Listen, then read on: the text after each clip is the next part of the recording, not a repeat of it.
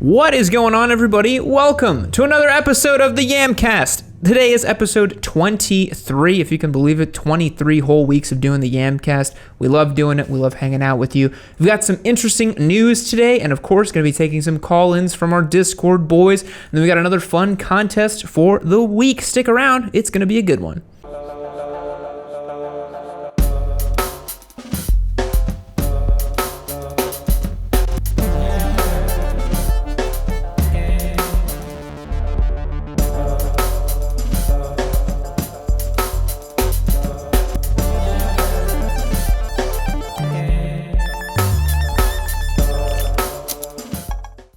Alrighty, so our first piece of news is the Bimota Tezzy H2 is going to be available October 1st.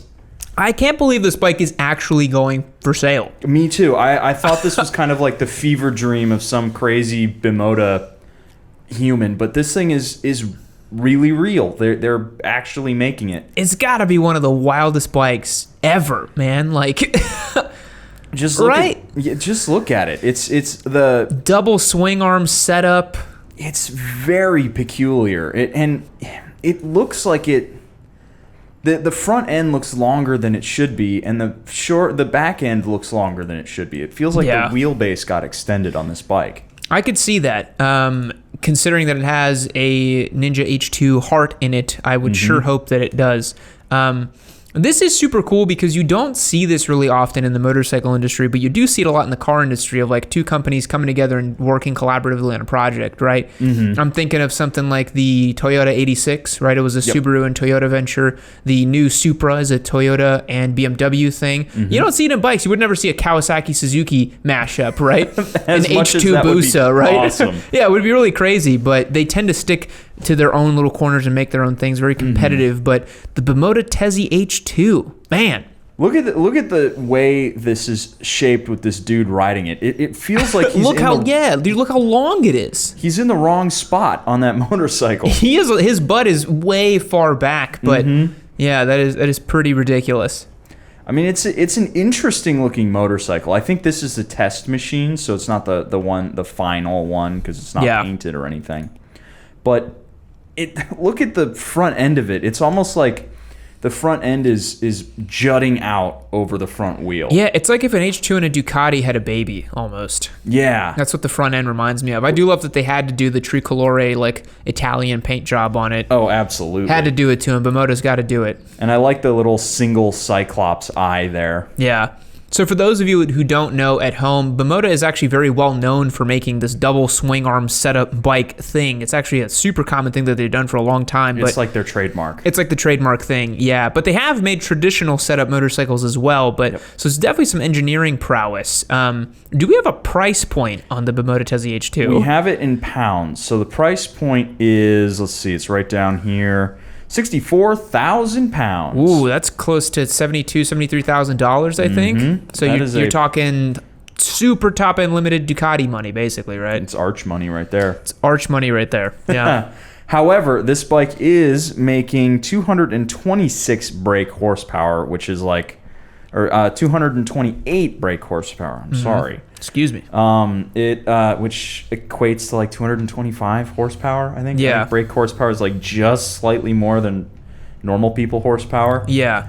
And it's the same 998cc supercharged H2 engine. Yeah. So the wild thing about the H2 is, much like the Gen 1 Busa engine, it doesn't take a whole lot to extract enormous amounts of power out of it because the H2R is basically just like an H2 with the boost turned up a little bit. So I imagine if you own a Tezzy H2, someone could probably just slap a new ECU in there and fiddle with some things, put an exhaust, and get you probably like 280, 290 horse. Yeah, I mean, this thing is going to be stupid fast. Yeah.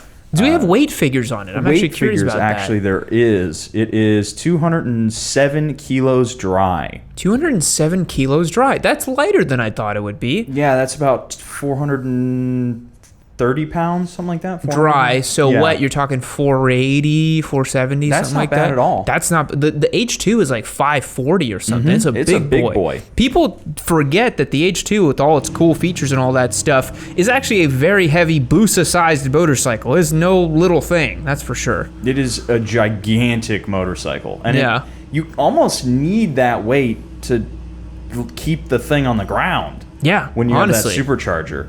So it kind of makes sense, but it's still, god damn it with the V8s. We might have to wait a little bit. Hopefully they just turn off. God, those guys. As you guys can tell, we do not operate in a nice little soundproof booth. This is the one space in the office. It's towards the front of the street. So yeah. But anyway, I mean that. You almost need that weight, and this thing is going to haul ass. Yes. At like 480 pounds. Yeah. I've heard that the double swing arm setup has a very interesting feel under braking because it doesn't dive like at all. I would imagine, yeah. I feel like it would be very stiff. Yeah, it just brakes, and it doesn't give you that kind of forward push that telescoping forks do, from what I understand. But I've never ridden a double swing arm bike. I mean, man, if someone's watching and you ever get a Bimota Tezzy H2, man, I would do terrible things to ride that bike. I would do terrible things just to see it in person. Yeah, I know, right? Because this is a motorcycle that, if we're lucky, maybe we'll see it at a show one time. Yeah. I told you I saw it at EICMA, right? You saw it? Yeah. At EICMA last year, they had a Tezzy H2 just hanging out. Oh, nice. It's pretty wild looking in person, but yeah, I imagine riding it's probably a sort of just, mind-altering experience for sure. But I mean, at $60,000 or 64,000 pounds, that's not attainable bike money for most people. Think about it this way. I don't want to bring up our favorite brand here again today on the Yamcast, but Harley axed the Bronx, and yet this is getting made. You know what I mean? Like, they thought that was too risky, and Bimota and Kawasaki are like, fuck it, we'll just make this. Well, this is the time for the hyper nakeds and the hyper bikes and all that stuff. I mean, this is the era where the B-King needed to be made. Instead of 2008, when the world fell apart for the first time, they needed to make it now. Because the Super Duke came out in 2014, I believe. Yeah. And that was the year when basically all of the standards were dropped. Yep. That's when things got really bananas. Yeah. I actually spoke with Greg Tada, who is a former designer at Suzuki, Kawasaki, and a couple other big motorcycle shops. And we had a fun chat about, just the industry and all that. And I was joking with him because I think that one of the big trends we're seeing, it mirrors the economy, like you were saying, since we never really recovered from the Great Recession. We've had this big bifurcated market where you have the have-nots and the haves, and then you're seeing all these super high-end bikes being made for the haves and they get sold out instantly. So I was saying for Suzuki, I was like, now is the time to build an $80,000 gold-plated turbo Hayabusa that's a Gen 3. If there was ever a time, it is now, But he was saying that... it's got to come from the factory with the turbo. Got to come from the factory with the turbo, just like the H2. But he was saying it's so complicated because the H2 has been like a real loss leader for them, and it's really hard to move them and all that. But the other thing as well is like the Japanese brands don't have like that luxury cachet that Ducati has, and so they can't charge the premium prices. There's a lot happening. And the last thing I want to mention that he said that I thought was really interesting is he said that sport bike customers are actually really conservative. He said that in his understanding, sport bike customers are really no different than Harley customers and how conservative they are. Because you push the envelope even a little bit and they're like, what's this? What's going on? Why have you done this? Because they're so protective. You talk shit about an R6 to an R6 boy and you might as well have just like kicked his mother. Yeah. I mean, these guys are really uptight about their motorcycles. It's because you're insulting them. You're not insulting the bike. It's because they are an R6 rider. Who's calling? What's happening? What's going on? Do you have Google Voice open? I don't know. I got my email open. Someone's just calling me. Okay. It's a little early yet for the call-in section. A little early for the call-in. We're going to get there. Don't worry. But, geez. Don't know who's trying to call me. But yeah, the Bimota Tezzy H2. I think that's all I want to say about it. But if I ever get my hands on it, you guys know we're going to do a cool video with it. But I doubt we'll ever even... I doubt anyone will ever even let me close enough to smell it, Bimota Tezzy H2 track day tested. Oh boy, yeah. I'm sure they'll let me do that. Yeah.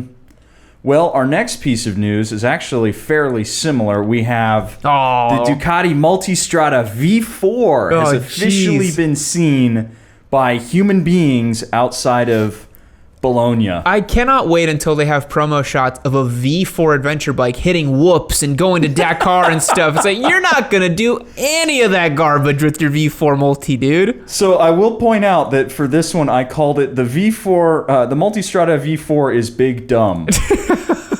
This is literally just flexing of the highest order. It makes no sense to my brain. This thing is going to be 8 million degrees. It's going to be $8 million, and it's just not. No one's going to take it anywhere close to a dirt road. And I think I'm looking at the wheels and tires. I think they know that. I think they're positioning. Well, no, they got knobbies on it. God damn it. Son of a, I was trying to give you the benefit of the doubt, Ducati. I was like, no, come on, Spite. It's a sport touring machine. Nope, they have knobbies on it. Those look like the Rally Scorpions on there almost. Or... They might be, yeah. I love these promo materials that Ducati releases with their Multistradas because you have some absolutely badass complete balls to the wall crazy Kyle jumping on one of these bikes and just ripping them off of walls and jumps and stuff when you can't do any of that with those bikes. A normal rider cannot do any of what that guy's doing. No, absolutely not. This thing is going to be ridiculously powerful. Yeah. I mean, okay, so they even if you detune it. Yeah, you do tune it a little bit from 220 horsepower the V4S makes. The V4S makes 217, something like that. Okay, so maybe it's making like 180 horsepower. Oh my God, you detune it. You can't do that. Yeah. That's still way more than anybody's capable of really using on the street, let alone in the dirt. Yeah. It's interesting though because KTM kind of paved the way for the super stupid ADV bike, right? With the 1290 ADV, right? But that one's a full-on sport touring machine. Yeah, I mean they sell the adventure one. You're thinking of the GT. You're thinking of the 1290 GT. They make the 1290 adventure. Yeah, which is like basically a pure sport touring machine. No, look it up online. They do dirt stuff with it. I saw a guy in Mexico. He was on my trip. He had one of them, and he was absolutely ripping it up, which I don't know how he was doing, but... Because the one that my buddy has... the 1290 Adventure is like it's an off-road bike. Yeah, okay. So it's supposed to be, but... He must have something else. Yeah, because it's got the wire wheels, the knobbies, everything else. It's knobbies. I mean, look at the... Hey, man. There's semi-knobbies, you know? That's like calling my Shinkos knobbies. Yeah. The gap between the knobs, you can fit like a credit card. You're like, it counts.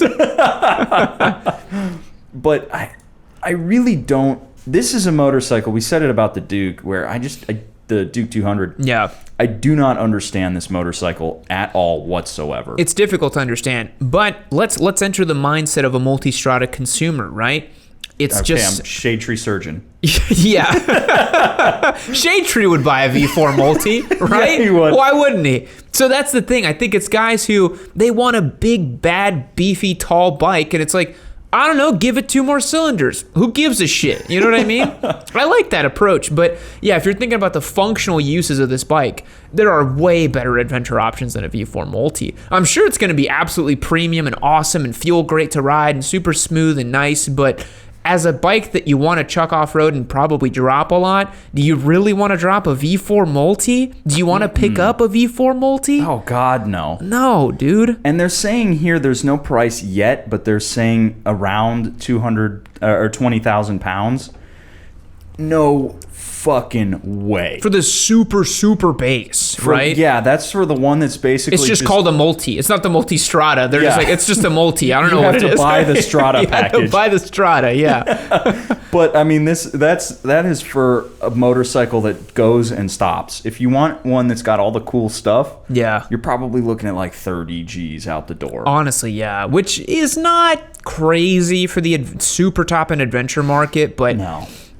I don't know why Ducati does this, man. It's weird. Like, I would like for them to build. I mean, it makes sense because they sell super premium bikes at super premium prices, sure. But fuck, man, I would just love to see some simpler, good, honest to God motorcycles from Ducati.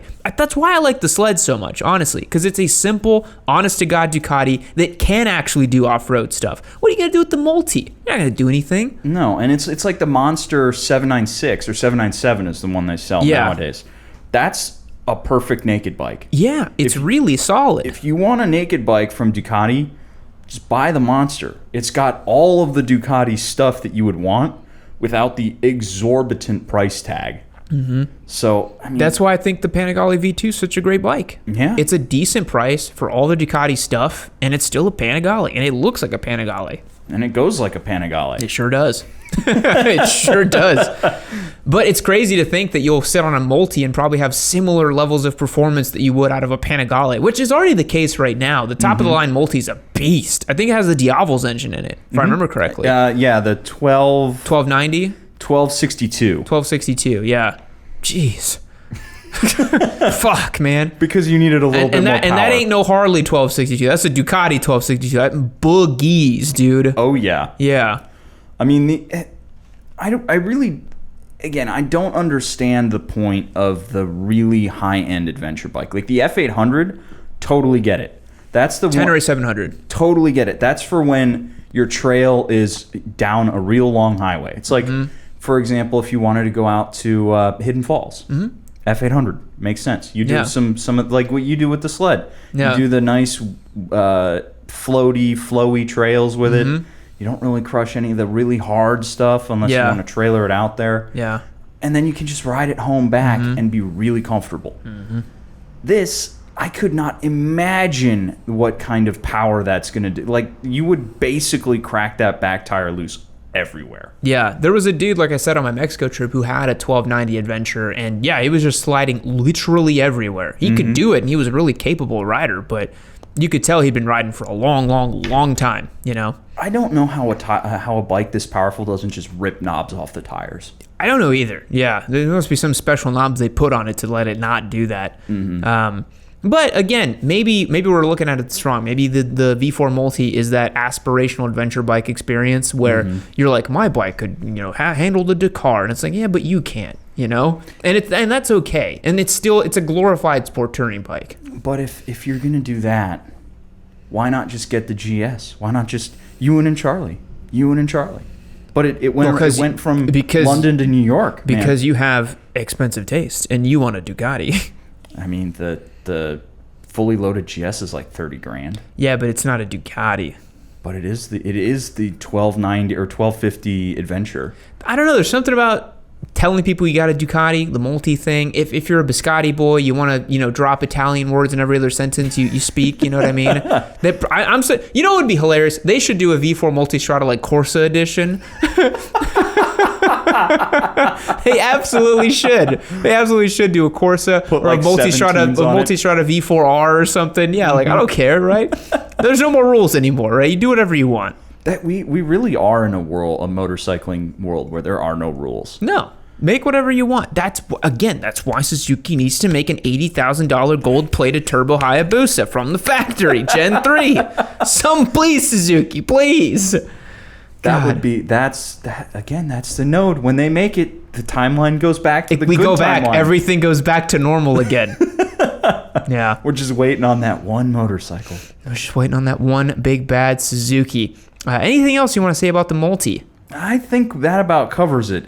I think it's stupid. Yeah, it's a bit silly, but would still love to take a rip on one. Oh, if someone lets me. I'd ride it on 1431. This is like the 1431 motorcycle right here.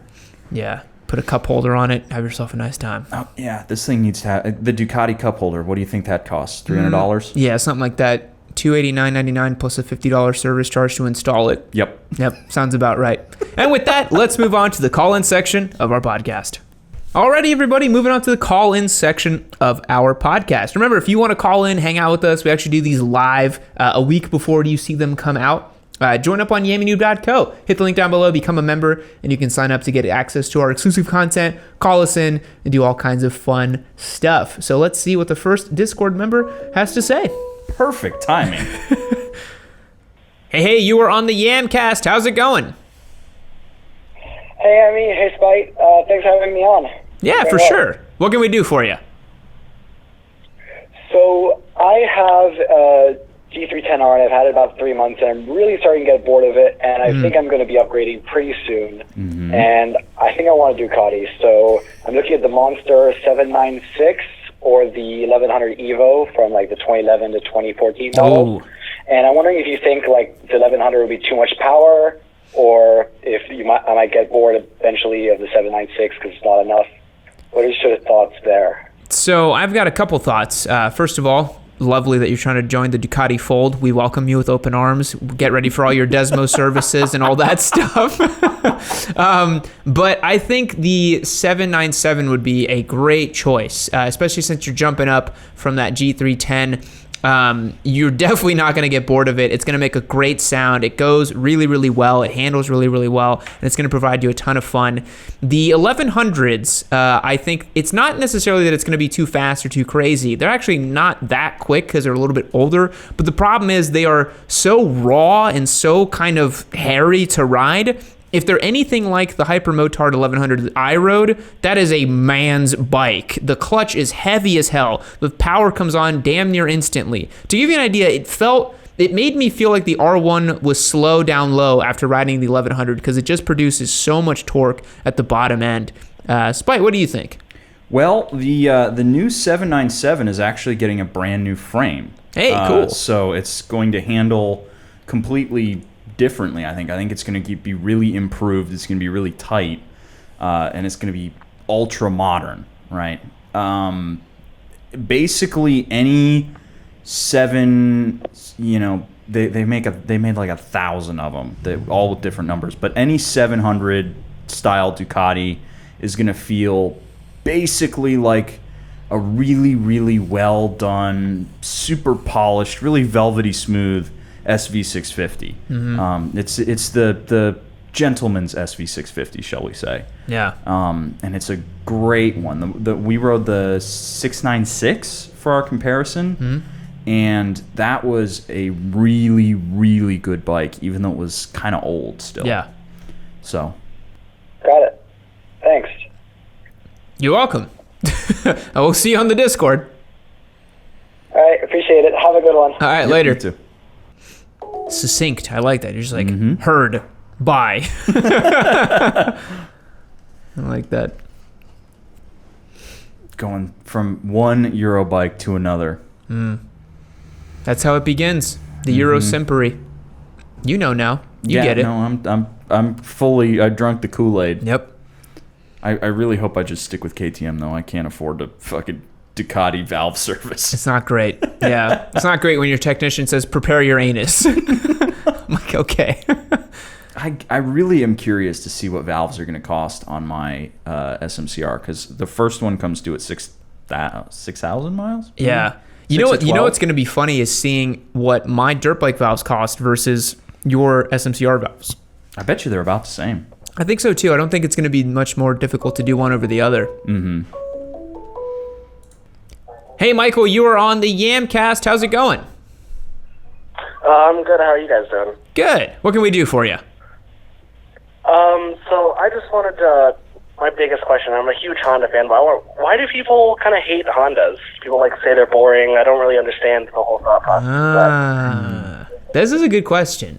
Spite, as a former Honda owner, do you want to take a crack at this one? Sure. The reason I thought my Honda was boring is because it was perfect. It's just that simple. The VFR was so good at anything it wanted to do, and there was basically nothing that you needed to do to it. It just worked. It worked really, really well. It didn't do anything weird while you were riding. It was like owning a fancy Civic. It was a Civic that was fast, but it still just kind of felt like a Civic to me. And I wanted something that had a little bit more personality to it, something that didn't feel, not like I wanted a worse motorcycle per se, but one that wasn't so polished, so perfectly smooth. I wanted something a little bit more raw. Yeah. I think from my angle as someone who has never owned a Honda, You had the CB650R. I guess that's true. Yeah, I don't really call the giveaway bikes my bikes, but I did own that for a while. And my experience with that, and kind of looking at Honda's entire corporate message and kind of their branding, they play it very, very safe. And I think when you play it very safe, people tend to view you as boring. Even if you make an exceptional product, even if you make a great motorcycle, which they do, they make really awesome, stout, great, reliable bikes. But you look at someone like Yamaha with their Dark Side of Japan marketing, all this stuff, it just feels a little bit more exciting, and their bikes definitely tend to reflect that. The MT bikes are really fun and peppy to ride.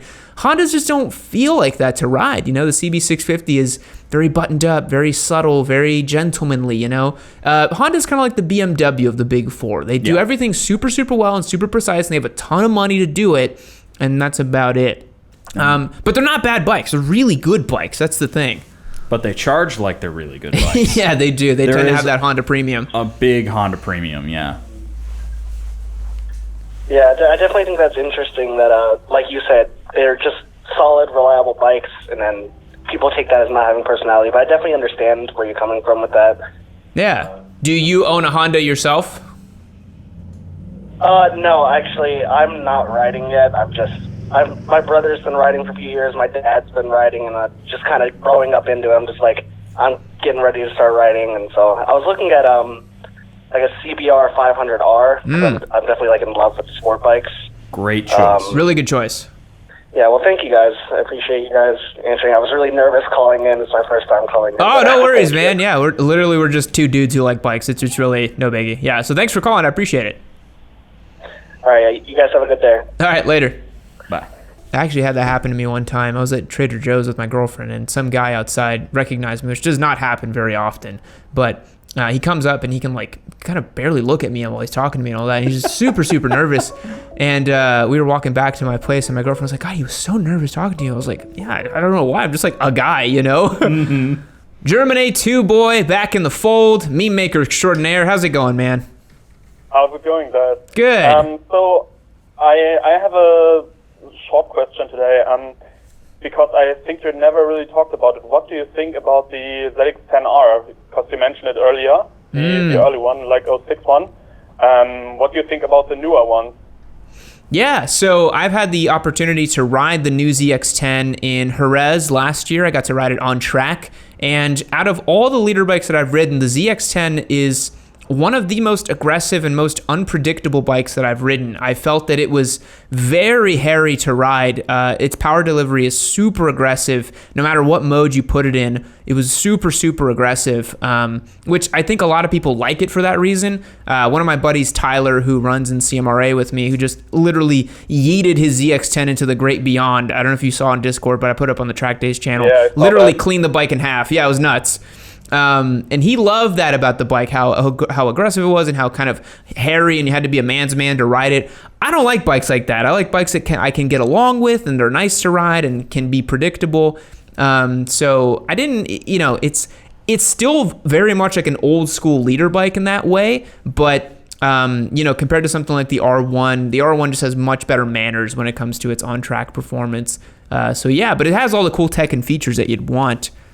Spite, any opinions on the ZX-10? I mean, I without being educated, I'd take a guess and assume that some of that weirdness comes from the fact that it doesn't have a factory race bike that technology's trickling down from. They have the World Superbike. Yeah, but they're not like, I feel like a lot of GP tech is what you see in the R1, the Suzuki, it all trickles down from the ultimate top of the line, and then it ends up on the street. World Superbike, race on Sunday, sell on Monday kind of deal. I feel like some of that, even the World Superbike bikes get stuff from GP. And perhaps maybe that's why it feels the way it does.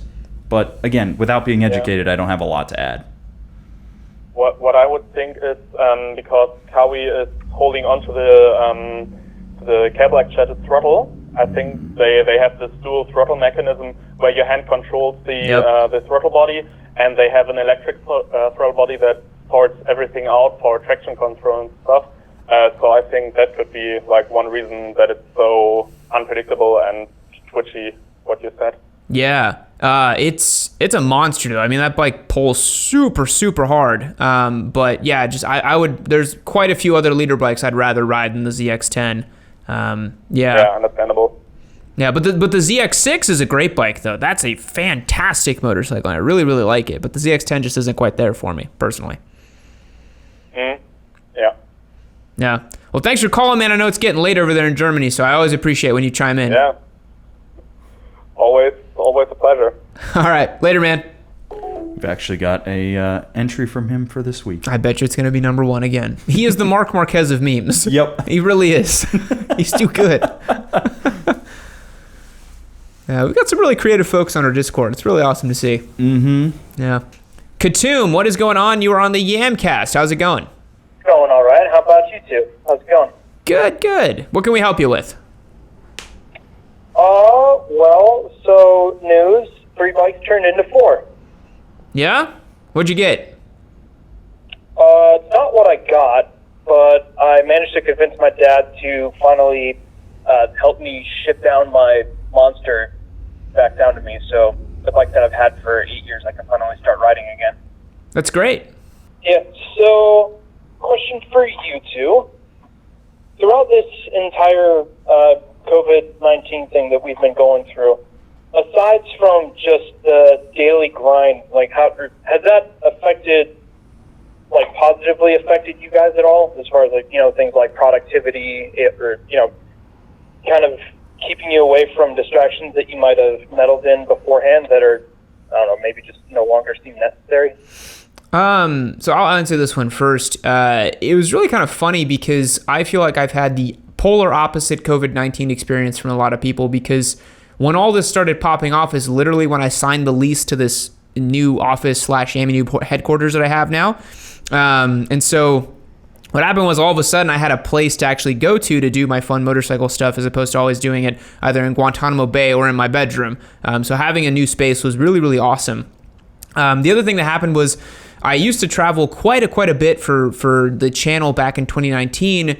And when I, in 2020 got the office and then COVID hit, I started traveling a whole lot less. I haven't been on a plane since February, I think. I was when I was coming back from Mexico. And so it allowed me to kind of set some roots down here in Austin a little bit more, kind of get a lay of the land a little bit better, and just kind of put my nose to the grindstone and really focus on some fun stuff here at Yami Noob. And I feel like that's why the brand has been a little bit better, and the giveaway bikes have been even better, and a lot of that stuff has been just even better because I've been here doing stuff a lot more. So that's kind of been my COVID experience. I feel as productive as I've always been, though. Spite, how about you? I mean, I've certainly been more productive, but all of those other things that I did were ways I could burn off a lot of stress, right? So one of the things that I used to do was kendo, and I haven't done that in damn near a year now. Yeah. And that is basically just beating people with a stick and yelling for 2 hours. And that is one of the best ways to just get rid of any kind of stress that you might be feeling, because you're so dead at the end of it that you don't have anything to be stressed out for. And that being gone has been tough. And a lot of the distractions were they were ways that I came down from the day.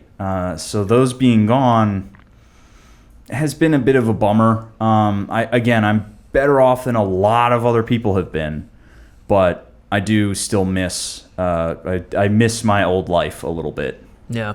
The before times. The before times. Yeah, I can understand. All right. Well, 2 more things before I go. One, Yami, about the CBX.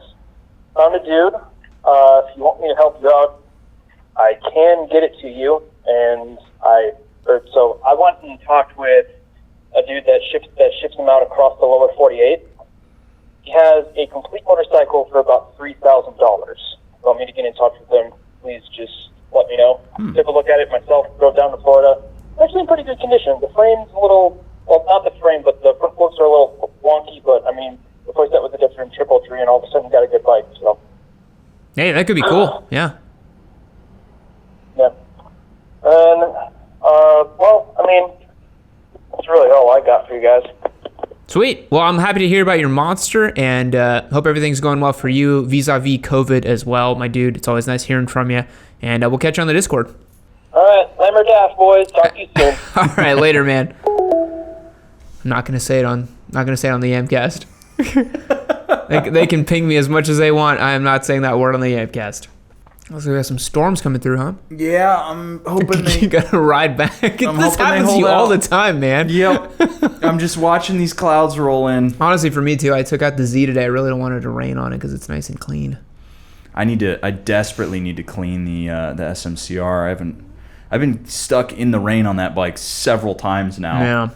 And I desperately need to clean it. But I am getting the new signals in. Nice. Hopefully today or tomorrow. I haven't checked my email to see if they came in yet. Sweet.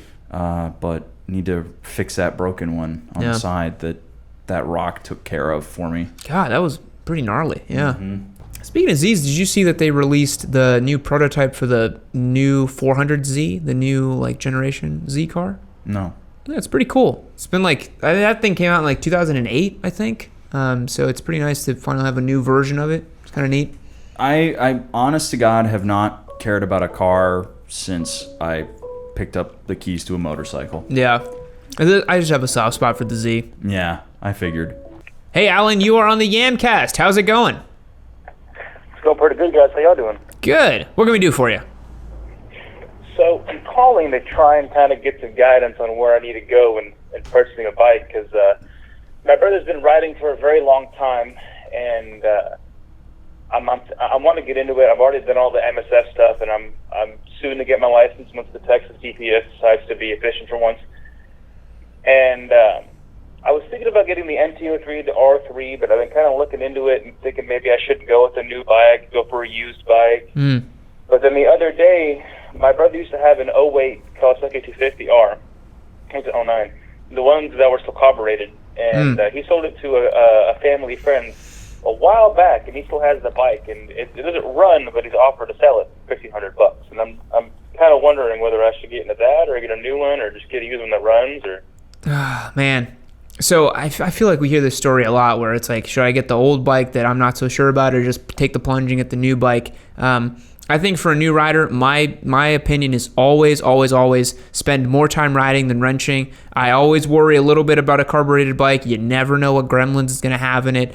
Spite, you know all about carbureted bikes and the gremlins that they may or may not have. So I think that while it might be a little bit of a premium to get into the newer bike, I definitely think it's worth it. Maybe hold out. Maybe don't get a brand new 300 or 400. Maybe see if you can find like a 1-year-old Z400 or Ninja 400 or something like that. Or maybe a CB500 even if you wanted to, and I think that'll serve you super well. Spite, what do you think? Well, right out of the gate, $1,600 for a Ninja 250 is too much. That bike is $1,000. Doesn't matter if it's from 1987 or from 2009. They're $1,000, and you will sell it for $1,000 because that's just what those bikes are worth nowadays. If you're gonna go with a newer bike, one that you're gonna spend a little bit more money on, I would suggest either if you're going to go new, spend a little bit more and get something like the Duke or Svartpillen, because that is a bike you're really gonna like. You're really gonna keep for at least a year to 2 years. At least a year. Yeah. If you're gonna get a used bike, you could get one from a dealership, and you'll pay a little bit of a premium, but the bike is going to work really well. And again, in a world where you want to be wrenching, or you want to be riding and not wrenching, it's worth that peace of mind. Just do not buy any kind of like warranty or anything from the dealership. It's just not worth it. Most modern bikes, they're gonna work. Yeah. That would be my sense. so the advice I'm getting from you, Spite, is stack some bread, buy an R1, and take neuters on the highway as a brand new rider. Got it. Exactly. Yeah, basically. I'm so glad he's up and up on it. That's great. Yeah. Okay, yeah. My issue has been, every website I've been reading is, I feel like it's always kind of had a bias towards one brand of bike, and it always kind of dwindles back down to either get a Yamaha or a Kawasaki or bust. Yeah. Yeah, I mean, honestly, my choice is that Svartpilen 401, man. I think you cannot go wrong with that bike. It can do so much more than I ever thought possible. It has adjustable suspension. It only costs like $5,000. It's got a really good set of tires on it from the factory. Feels really good to ride. It's such a good bike, man. Yeah. The Svartpilen 401, dude, killer beginner bike. All right, thanks, guys. All right, man. Good luck. Thanks so much. I'll catch you on the Discord. I think we got time for one more, maybe two more. I don't Yeah. know. Yeah. Depending on how quick they come in. Yeah, you are totally going to get rained on. Yeah. It's nice now that we have the windows open and you can see the weather coming in and you're like, you're fucked. God damn it. This happens to you every time. It's a real, you've literally been rained out of here at least like 4 times now. Yep. Yep. Oh well, I'll put it in mode 1 and poodle along and then take a shower when I get home. Yep. It happens. It is what it is. Because I really do not like riding supermotos in the rain. It's not great. They're- What tire do you have on? Rosso 3s? What is it? On the KTM, I got Battle Access 21s. Oh, okay. I love the story behind those tires. Yeah, me too. Hey there, you are on the Yamcast. How's it going? Not too bad. Hey, Yami. Hey, Spite. Got Hey. a couple questions for you. I'm kind of new to the Discord, and I haven't really seen anything about it, and it might seem like an odd question. Do you guys ever organize, like, group rides? So we have in the past. We've done a Patreon. It used to be a Patreon group ride. That was way back in the way. We've done a couple group rides. We have been holding off on them for now just because, one, we're really busy with the content, and number two, just for COVID reasons, it just didn't seem like a great idea to do it. But at the same time, I think now if we're meeting up outside in a socially distant way and everyone's like got their helmets on and stuff, it seems relatively safe, honestly. But Yeah. we're trying to be responsible and not gather a bunch of people together. That doesn't seem like a great idea. Yeah, we just need to set a limit, first come, first serve kind of deal. Yeah, because So- I think for our group rides, we like to, at the very most, at least in my opinion, I think your group does this too, it's like sort of 10 to 15 tops. I don't like more than maybe 10 to 15 people. 10 bikes is my ideal max. Yeah, Because then you can really keep an eye on everybody. yeah. And the group doesn't stretch too bad. I have a problem when I lead out of Radio Coffee here in Austin. I immediately get on the frontage and hammer the throttle and leave everybody behind me, and they always get stuck at a light. So I don't know if it's my fault or if they just won't just twist the throttle and keep up with me, but I don't know why Spite's out here riding like a savage, but I don't ride like that, just to let you know. But if you want to come hang at the track, then we'll go full gas, that's for sure. Second question. Have you guys ever thought of, once the YAM HQ has been fully developed, of doing like a grand prize tour thing? Probably not. As many of people know, I'm a very very private person. I like keeping the YAM HQ sort of to myself and for work stuff and for the business stuff. But I've tootled around at the idea of maybe making like a public space of some sort, or I mean, we were talking about this, of making like a DIY, like come work, co-working type of space plus like work on your bike type of thing. But it would be a very very different feel and flavor than the Yami Noob HQ. I mean, Yami Noob HQ is literally set up for like me, Spite, and Josh to come in and like film and do work and stuff. It's not really a public facing thing. We actually have a problem here where people always try to like pull on our door and come in and talk to us and stuff and ask questions about bikes like that don't even know about Yami Noob, because we're in like an industrial part of town, and like sometimes you just get wayward souls that walk in through, and yeah, it's not really on the docket for now. That seems a little creepy, not gonna lie. It happens all the time. Yeah. We had a guy crab walking in front of our office the other day. We're in a weird part of town, but it is what it is. All right, well, thanks, guys. All right, man. Talk to you later. Dude, that guy that was crab walking. Oh my god, that was funny as hell. that was like we were just sitting we here. were just sitting here like answering emails and just look up like, who the fuck is that? Oh man. There was a really it's Austin, man. Yeah, it's Austin. What are you gonna do? Mm-hmm. What are you gonna do? You love it or leave it, right? Absolutely. My favorite part about this general area is the Suburban Enduro lot that I go to with the dirt bike. Got to get you on the DRZ over there. It's a lot of fun. Again. There's 2 really killer jumps over there. It's a lot of fun. You catch some serious air. I'd love to go. I need to boost that DRZ. Yeah, it's I fucking absolutely awesome. need to. With all the fucking work I put into that bike, go and boost that sucker. I need to boost it. Yep. But it's doing this weird thing where if I'm at low speeds, like in my garage, and I start turning it, it'll die. I don't understand what the fuck. God, that sucks. Yeah, I don't know what it is. It doesn't do it all the time. It's like an intermittent fault. I feel like there might be like just something in the harness that's pinched. Yeah. Who knows? But it's like a sweater. I just keep pulling on a thread, and I'm like, this is the last thing, and then suddenly I'm just like in a tube top. So. AG Silence, what is going on, my man? How you guys doing today? Good. If I remember correctly, you are the lucky man who won our Ninja 400, right? I am, and I told you I'd call back at some point once I got it on the road. Sweet. So how's that going? It's going great. That bike is amazing. Awesome. It sounds like it. I love the exhaust we put on that thing, man. It just sounds so sweet when you get it up in the revs. It does. It's got a great sound to it. Yeah, I'm happy you're enjoying it. But what can I do for you today? Not a whole lot. I was mainly wanting to talk about the bike a little bit because I don't have a lot of bike experience, but that's probably one of the perfect starters right now. Yeah. Oh, totally. No, the Ninja 400 is literally one of the perfect bikes. The only thing I would say against it is the brakes. Interesting.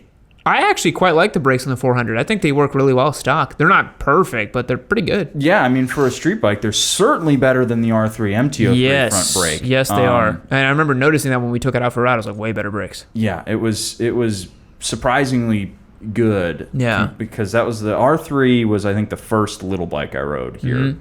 Then we swapped over to the Ninja 400. I mean, that's an easy fix. Pads and fluid. Pads and fluid. Easy peasy. Exactly. Yeah. Like I say, if Kawasaki had done one thing different with that, it upgrade the pads a little bit. But yeah. Have you ripped any wheelies on it yet? I have not ripped any wheelies. The funny part was, though, the first time I had it out, I was going through a really, luckily, very slow corner, and about 50 feet in front of me, I had a Porsche almost pull out. Oof. And the first thing that went through my head was, I'm on a Yami bike, and I'm about to T-bone a Porsche. That would be a little too on the nose. Yeah, don't do that. No. Fortunately, he did stop in time, so we're good. That's good. Yeah. Well, good to see that you kept it upright and you're riding safe. Have you done anything to the bike since you've had it, or do you just run it as is? The only thing I've done so far is a set of tank grips. Nice. Did we not put any on there? I thought we had put some on there. Did we send it to you without tank grips? There was no tank grips on it. Damn, I thought we put them on all the bikes. Yeah. I guess that slipped through the cracks because I swear to God we put them. Maybe it was the R3 that we put. I don't remember. Yeah. Yeah. Damn. Well, you definitely. It's so much better riding with tank grips for sure. Yes. It's so much better once I put those on. Yeah, night and day. Man, the 400 is a great little bike, man. I still really enjoy it. Right now I'm racing an endurance Ninja 400 that's like fully prepped. So if you ever get into track work, dude, you've got a perfect bike that's like pretty much ready to go. If you ever want to get started doing track days and racing, that little bike is awesome. Super competitive too. Yep. Yeah, I don't know about that. I think the nearest track to me is about 2 hours away. So it's not too bad. A little bit of a weekend trip. Mm-hmm. But I'm also obsessed with it, so I make any excuse. Right. Yeah. Well, good to hear from you, man. I'm really glad you're having fun with the bike. It's always really nice hearing from our members and the people who won especially. I know that Lou is the guy who won the R3. He's pretty active as well. But it's just cool to hear from you guys. Yeah. Glad I could get a hold of you again. Yeah. We'll catch you on the Discord, man. All right. Catch you later. See ya. Alrighty, guys, that's going to wrap up our call-in section. We're now going to go over to the contest portion of our podcast. If you're listening to the audio-only version, you will need to go to YouTube and check out the contest because it is an audio-visual experience. So without further ado, let's jump in. Alrighty, so our contest this week was to have our Discord members describe their dream bike to us. I wanted to hear what, we've heard about their bikes before. Mm-hmm. Now I would just want to hear, and if all the stars aligned, what motorcycle they could get. Yeah. And our metrics for judgment today are similar to last week. Funniness, just in general. We like stuff that's fun, like a little bit of levity, and presentation. Mm-hmm. Again, we're not going to discount somebody for having like an audio issue because obviously, not everyone makes videos for a living like we do. Exactly. Yeah. But it's all about how they tell the story. Yeah. So we are going to dive right in. We have 7 entries, I believe, this week. Okay. Bit of a lighter load this week, but that's okay. Yep. And we're going to dive in with That Trans Girl gave us the first entry this week. Let's see. What's going on, Yam fam? My dream bike comes straight from Craigslist Best. Harley Davidson with a 30-inch front tire. It's got to be pink, and the horn's got to sound like a clown car, because why the hell not? Interesting. I couldn't tell if she was being sort of facetious or not.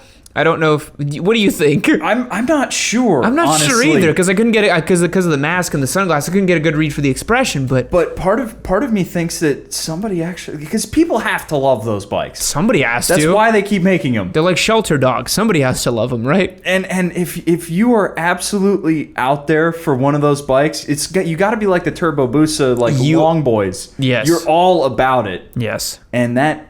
I would really like to just sit down and talk to somebody who's got. Honestly, can we take a moment? There are so many motorcycle characters I would like to sit down and talk to. Big Wheel Chopper boys, I want to be like, what's wrong with you? Turbo Busa boys, be like, also, what's wrong with you? So many, a Grom man for sure, Hayabusa man as well. Yep. Just a regular run-of-the-mill Hayabusa man. The Gixxer 750 guy who's got the M4 exhaust. Yes. ADV Squid. Yes. Who is that? Why does he keep doing that? So many characters I want to interview. That could be a whole new series that we do. Yep. But yeah, that was a bit of a short and sweet one. Yep. Yeah. All right, let's get into it. Funniness. It wasn't really. It was kind of just like, again, because it was maybe facetious or not. I couldn't really tell. I'll give it like a 5. I think. Yeah, I think middle of the road. Again, 5 is our average baseline. Yes.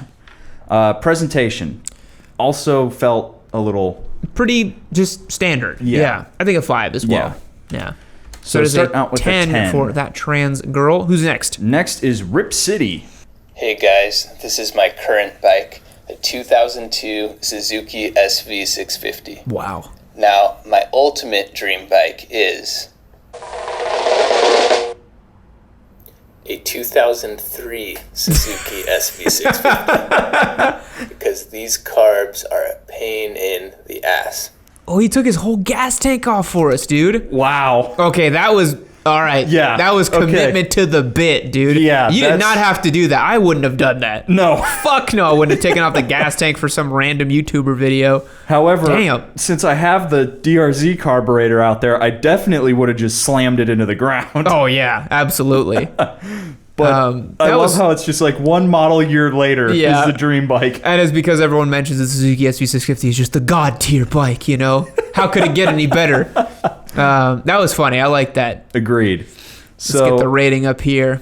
Funniness, I think that's like a 7. I was thinking an 8. I thought it was pretty funny, yeah. All right, let's go with an 8. Presentation, again, you took the whole gas tank off, man. Took the whole gas tank off. The audio was perfect. The presentation was good. The editing, I think a 9 for presentation. Agreed. That was good. 17. Strong with the 17. Strong leader over here. All right, next one comes to us from west of the Andes. Now, I have seen this one before. We may have a contender on our hands. Okay. Hey, guys. Sorry, just wouldn't be a Yamcast without somebody drinking coffee incredibly loudly. But dream bike, I did a little bit of thinking on it, put on my thinking cap, in fact, and I came up with a couple of ideas for a dream bike. And to me, that means a bike you can dream up. A vegan Harley-Davidson completely devoid of any animal products. But we all know that's impossible, because what's a Harley-Davidson without the Screeching Eagle exhaust? So I had to come up with another idea, and my second idea was a Gixxer that won't turn on unless you've got all your gear on. Because more squid have died on Jixers than Japanese calamari vessels. And boys, enough with the ball shavers. Because I like a little bit of moss on my tree. Jeez, that was a roller coaster. Now, I will say, that might be the funniest thing I've heard in this past week. A Jixer that won't turn on unless you have all your gear on. God damn it, that's funny. That's really good. I like the bit about the Yamcast with the coffee and all that. Yep. Do I drink coffee that often in the Yamcast? Do I slurp it in the audio? I don't think... I feel like I do a good job of, drinking off camera. Yep. Yeah. But I really like that one. That was good. No, that was really good. I think 9 for funniness for sure. Absolutely. And then he put a lot of effort into that video. He put a lot. There were props. There was all kinds of different stuff. I think it's a 9 as well. Yep. Just edges out Rip City for that. Our first place. Next one comes to us from Kialna. Another international viewer of ours. I feel like our international audience is just... They're on top of it. They're on top of it, yeah. My dream bike used to be an R1, but then Yamaha went weird with the design, and I'm just looking at it like it's weird. So sacrilege. It's also not the Ninja 650 that I'm going after because I like it, but it's not that one. No, currently my absolute dream bikes would be either an MV Agusta Brutale, like a dragster. The black and yellow one is just... Or a MV Agusta F3 800 because they are so sexy. Like, I just love those 3 pipes. I love that wonderful monolight as well. And still, like, they look aggressive but also sleek. It's just so good. That was nice. Yeah. That was very to the point. Also some Euro snob simpery happening there. It's definitely coming. Yeah, the MV Agusta just... Oh, MV Agusta. So pretty, so lovely. Funniness. So, it wasn't funny, right? It was pretty much to the point. So I think like a 5. I think a 5, yeah. Presentation? It was well presented, I would say. Yeah. I like how she went through like why she didn't like certain bikes, but I do think for her saying that the new Gen R1 didn't really do it for her, was ugly or something, that is absolutely sacrilegious. That is an amazing looking motorcycle, right? It is. Come on. Very, very good looking. It's but so pretty. I could see why somebody doesn't like the looks. I suppose. Yeah. It's much more like manga Japanese angular thing, right? Yeah. It's not like the Ducati, beautiful, sleek and sexy, when right? You get both the headlight and the high beam on, and you got the DRLs going, it definitely has a little angry face. Yeah. So I could see why people say it looks like a catfish, which I like too. Mm-hmm. Yeah. Okay, so presentation, I think also 6. It was solidly presented. So there's an 11 for Kialna. Third place. Next one, German A2 boy. Oh no. What has he done this week? Hey now, about my favorite motorcycle. I wasn't sure what I would choose for this one, but I saw a movie yesterday and thought, yep, what a concept. It's a Kawasaki, but not like Kiana's with a sign in the shape of an L on her windscreen. It's green like Shrek. It's got 130 horsepower. It's the 05 Ninja 636.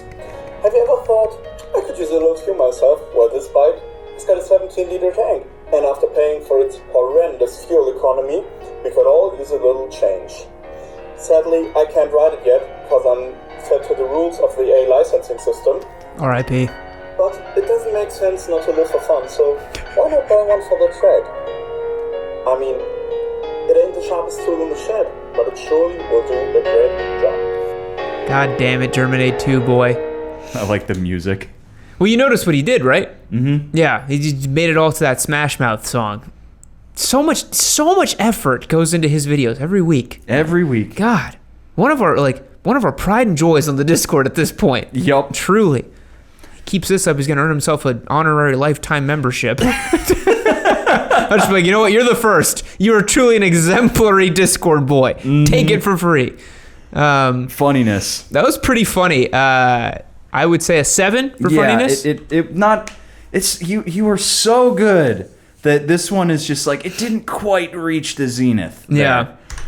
Yeah. Presentation, well presented. Well presented, yeah. I had the music going in the background, all that. What do you think, an 8? Yeah. Yeah.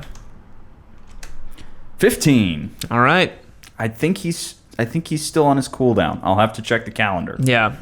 Next one comes from Sean NY. Let's be honest. Germany 2 boy, he doesn't do it for the prizes. No. He does it for the love of the sport. You know? This is just all about, Yeah. he just wants to make the memes. He's just out there like Valentino Rossi. He's like, I don't care. I'm having fun. You know? So what would my life be if I was not making memes? This one comes to us from Sean YC99. Let's see it. Hey everyone. So my dream bike is the Triumph Street Triple RS. Reason 1, it's got 123 screaming horses. Reason 2, slideshow. It's got a sexy sounding 765 triple cylinder engine. Reason 3, it's got a sexy look. Some people don't like the bug eyes, but I do. Reason 4, it's more responsible than a Tuono. Ignore that one. And reason 5, seems like a lot of fun. So that's my dream bike. That was smooth. That was real smooth. I like the PowerPoint, actually handwritten. You know. Yep. That was kind of nice. Put some effort into that one. Yeah. So let's pull up our little spreadsheet here. Funniness. I think a 6. Yeah, he had the little gag about the Tuono in there. Yeah. But otherwise, he was very matter of the fact, you know? Yep. Presentation? I think it was solid. Like, he was, had his face cam, was out there showing the world. Had his little slideshow thing with the papers. I think an 8. It's pretty fair. 14. All right. Next one, GD Sinclair. This is the one that I thought was where it was supposed to be. Hey, what's up, dudes? I'm a recent convert to the gospel of the yam. I'm a total squid, and my thing is, my dream bike is my first bike. I never really thought that I would actually start riding. It was kind of always in the back of my head. And because of COVID, I actually went to the CMSP course with my mom and my brother, and I've been learning how to ride with them and my dad, and I have 500 miles on my Duke now. Nice. My Duke is my first bike. It's the only bike I've owned. I did a lot of research, watching your videos and doing different stuff online. Originally, I wanted to get a Grom. One of my friends who's actually a rider saved me, thankfully. Yes. And then kind of following up with the information you guys have about them. And I'm really happy I got my Duke. So my dream bike is my first bike. I appreciate it. That was very wholesome. Yes. I'm so happy that his friend saved him from the Grom life. Oh, dude. The Grom. Goddamn. The Grom is a horrible beginner bike. A horrible beginner bike. Like, it'll do motorcycle stuff. I was just whipping around the Scrambler Grom yesterday. I was like, this would have sucked ass to start on. Oh, God. The Duke is such a better bike to start on. Oh, my God. It feels like a real motorcycle. Yeah, and for those people who weren't clear, that was the Duke 390 he was talking about. Yeah. No, he got the 1290. Yeah. Yeah, he started whole hog, right, with that 180 horsepower. Because he has a giant steaming fat dick. And that's why he did that. King dick shit. Could you imagine starting on a 1290? No. Did you see the video I posted on Instagram? It was the black guy talking about how he wanted to ride a Hayabusa for the first time, and he was like, a Hayabusa riding for the first time is like you've never done drugs and you start off on heroin. He's like, a Hayabusa, if you start out as your first bike, is like you've never messed around with a woman, and Kim Kardashian is the first woman you go towards. He was like, you are not ready for what this bike could do. Yeah, it's so funny, man. I don't remember that guy's name on Instagram, but god damn it, he was so funny. All right, so funniness. He was pretty matter of fact, so I think we'll put him at a 5. Yeah, agreed. But it was so wholesome, you know. He was just like, very wholesome. Love the content. It was so good. Presentation? I think that was solid. I think a 6 as well. Right? Yeah. Solid presentation. The only thing I would tell you is separate your camera from your table, because we could hear the hand touching the desk a little bit. Yeah. But other than that, it was really good. Yeah. Another 11. So number 1 today goes to West of the Andes. That was a good one. Number 2 goes to Rip City, and number 3, technically German A2 boy. I'll have to see if he's good for winning another prize. If not, it goes. He is cleaning up shop. He is every week he's podium. He's podium every week. He's won the last couple ones, right? Yep. Truly the Mark Marquez of memes, dude. Yeah. God damn it, German A2 boy. And then the next one down would be Sean YC99. Yeah, so we will get in touch with you guys. Spite will dole out your sweet prizes. And thanks for submitting. We really appreciate it. You guys make the community awesome. Thanks for everyone on the live stream. It's been a ton of fun. And we'll catch you on the next one. See you later.